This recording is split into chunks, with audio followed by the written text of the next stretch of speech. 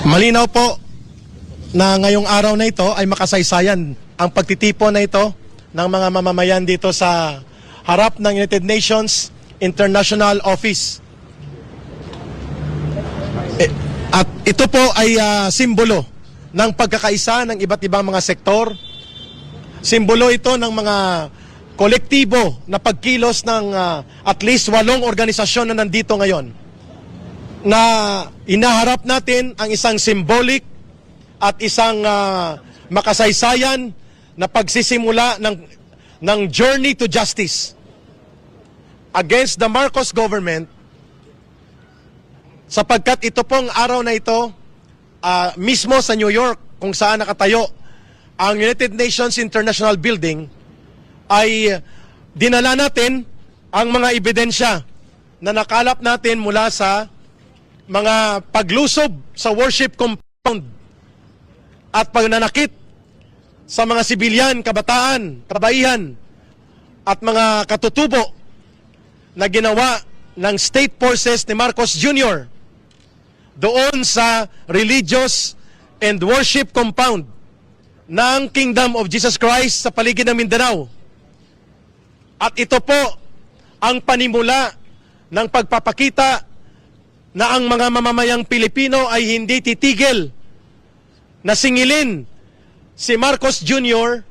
sa kanyang pananagutan dito sa mga malulubhang paglabag niya sa karapatang pantao at sa international humanitarian law at iba pang mga paglabag sa fundamental na karapatan ng mga mamamayang Pilipino. This will be a preliminary activity right now in United Nations here in New York, because there will be a formal and official filing of complaints for violations of international humanitarian law, Declaration of Human Rights, and International Covenant for Civil and Political Rights na ginawa ni Mr. Marcos Jr., ni Benhur Abalos na kanyang DILG Secretary, ni General Marbil ng Philippine National Police Chief, at pati na ng Chief ng CIDG General Francisco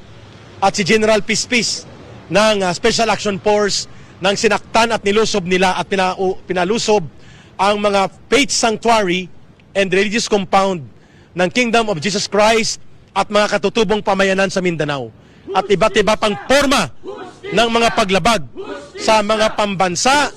at mga international na mga batas na nilalabag ni Marcos Jr. There will be another convening of the People's International Tribunal doon po sa Geneva,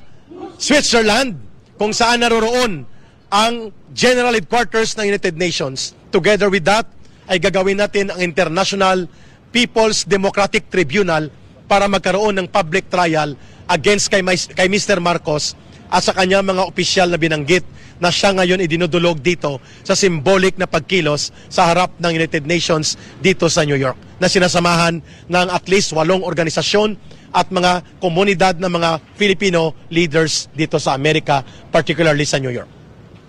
Eric, gaano ba kahalaga itong petition for justice na nilagdaan nga ng iba't ibang sektor, grupo dyan sa Amerika, para dito sa administrasyong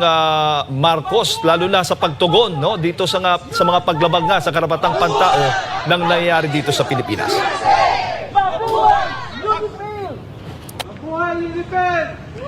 Napakahalaga po ng pagkilos na ito, sapagkat this will turn on the international stage to give way to the international attention of the different governments, including the formal bodies of United Nations, to look into the severe, excessive abuse of power and authority of the Marcos government using the state forces na labagin o lapastanganin nila o i-violate nila ang basic rights guaranteed by the Universal Declaration of the UN on Human Rights, International Covenant for Civil and Political Rights, at pati na po ang International Humanitarian Law kung saan signatory ang bansang Pilipinas. This step of a collective symbolic action at the United Nations International Office in New York will signal and pave the way for a broader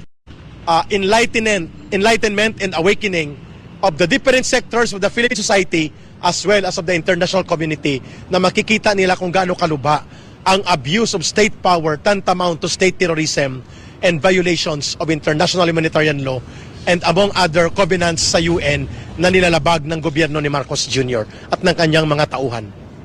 Bago ko lang ipasa kay partner Admar ka Eric, kapag napatunayan, nakita ng United Nations na may mga paglabag sa karapatang pantao na nangyayari dito sa Pilipinas, ano ang posibleng magiging implikasyon nito o paano ito makakaapekto kay Bongbong Marcos, ang presidente natin? Ay napakalaki po, mawawalan siya ng tinatawag nating political value at the international community at makikita ng buong daigdig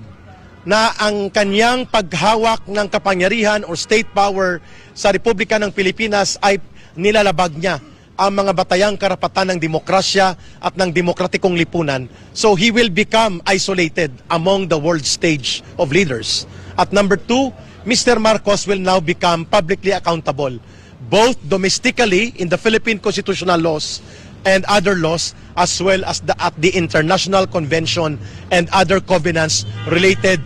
to United Nations kung saan signatory ang Philippine government. And thirdly, it will signal also the legitimacy and the deepening of the sentiments of the people that will hold accountable the Marcos government for the crimes committed against the civilian population in the Philippines, including the abuse of power and state authority na ginagawa ni Marcos Jr. sa kasalukuyan. Mabubulgar siya at the international level sa bahagi ng iba't ibang mga bansa sa daigdig.